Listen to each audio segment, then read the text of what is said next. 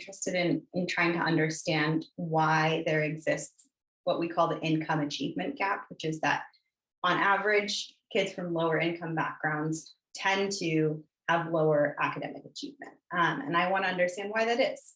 That's a pattern that's existed in the United States for over 50 years. It hasn't really changed. It's kind of been stable, this like large gap that exists.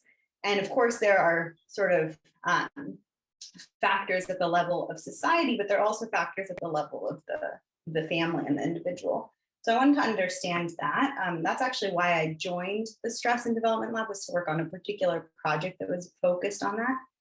And through that project, we found that something that's called cognitive stimulation, which is kind of having a home that is where they have a kid has a caregiver that's involved in learning, where they are having complex linguistic experiences, and that they have developmentally appropriate learning materials. That those things seem to be important for the development of things like executive function, which in turn are important for academic achievement.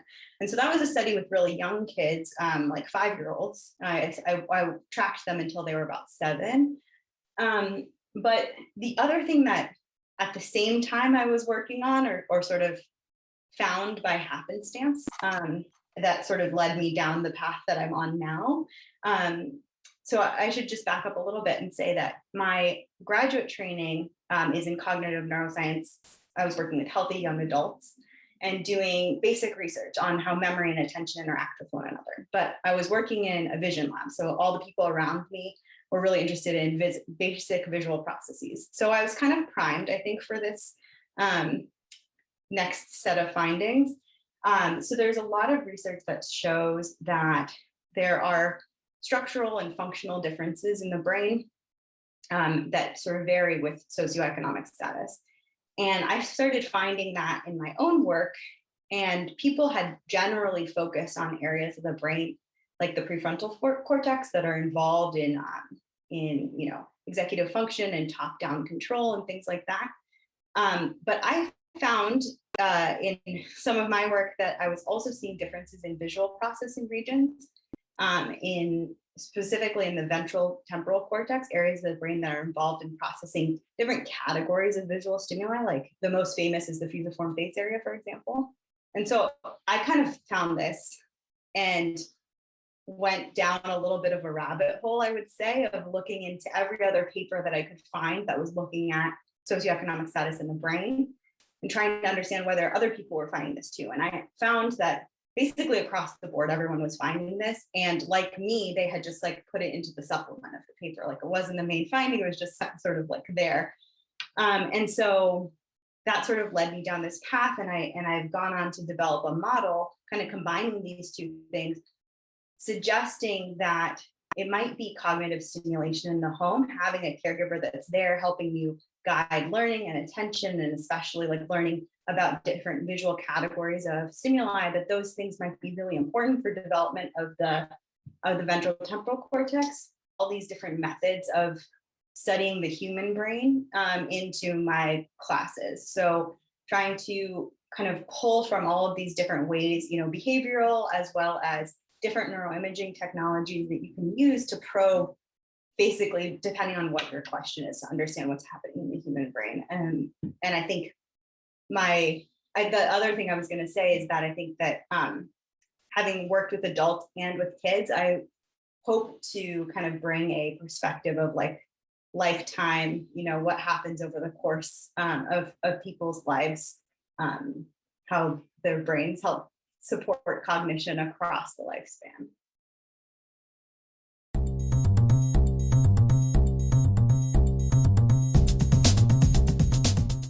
Yeah, from a pretty young age, I wanted to go into science, neuroscience specifically. And I was lucky to kind of like grow up with that, as knowing that that was an option as a career, because I know that that's pretty rare. But yeah, I mean, I would say that throughout my career, I mostly had male mentors, and I had some fantastic male mentors. My undergrad advisor at Skidmore was incredible, is still a very kind of close mentor of mine, and he was super supportive of my career, continues to be. When I was was putting in my application for Smith. He read all of my materials, like really wonderful support, as well as my graduate mentor, who was also a man who is still like a big champion of mine. And with those kind of close mentors that I had, I really, I always felt heard and seen and listened to, and like my ideas were important and all of that. But I also I have encountered sexism and things like, inappropriate comments and things like that. There are people that are going to respect you regardless of what your sort of sex or gender is. I think I sort of didn't do that on purpose. I don't know how to explain it. I just kind of got lucky with those two mentors. And then I did actually, for my postdoc, I did seek out a female mentor, because I had never worked like on, with a female mentor, and I was curious what that would be like. So I really sought that out, and I specifically sought out a pretty young female mentor. And I think that was kind of helpful to understand like what's possible, or have a model of what's possible to be a young female scientist. I'll be teaching the human neuroscience class. I plan on, I haven't totally planned out the course because it is a year away, but I have sort of thought about the structure of it, and I would like to really integrate developmental science into it, because when I've taken human neuroscience courses, there's usually nothing about children. There's maybe something about aging. And so I kind of wanted to weave through a whole thread of lifespan development throughout. So we'll see how I can pull that together. So that's going to be the human neuroscience course. And then in the spring, I think I'm teaching fundamentals of neuroscience. So maybe I'll throw in some developmental things there as well.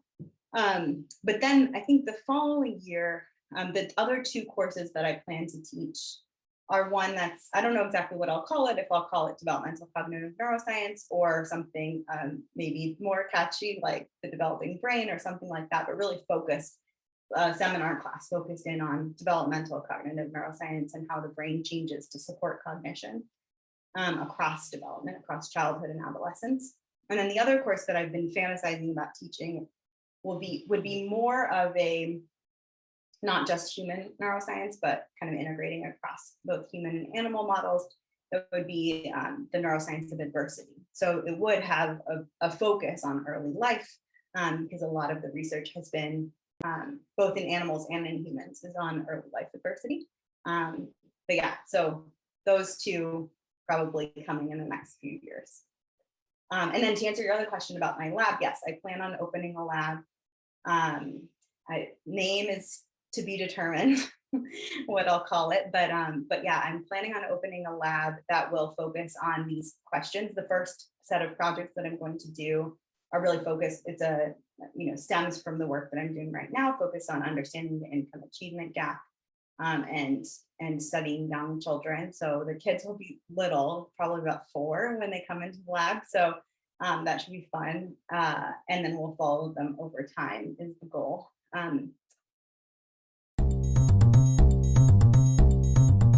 To me, my greatest, like the thing that I get the most pleasure out of and the most pride out of is when I can work with students or research assistants and help them develop their ideas and help them kind of move along in their careers. Some of my proudest moments are actually not related to my science per se, but really kind of helping other people move along their track.